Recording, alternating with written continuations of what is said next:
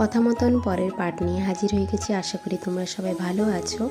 তো গোপু সোনাকে দেখো এখানে রেডি করে বস করিয়ে দিয়েছি আসনে, আর আরতি করছি। তোমরাও আরতি দর্শন করো। চলো একবারটি তোমাদেরকে ডেকোরেশনটা দেখিয়ে দিই, ডেকোরেশনটা কেমন করেছি। আমি আর বোন মিলে ডেকোরেশনটা করেছি। তোমাদের কেমন লাগছে জানিও। খুব সিম্পল করেছি। আর দেখো এখানে আমরা একটু কেকটা সাজাচ্ছি।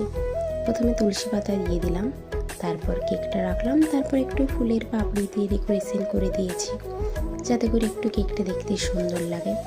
আর এখানে গোপু সোনাকে নিবেদনও করে দিয়েছি। এবার চলো মোমবাতিটা জ্বালিয়ে নিই।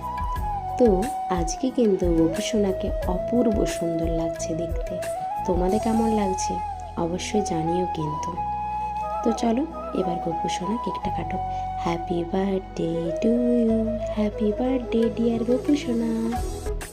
রাধে রাধে। সোনাকে কেকটা এবার খাইয়ে দিই। চলো, সোনাকে হাতেও এক পিস কেক দিয়ে দিয়েছি।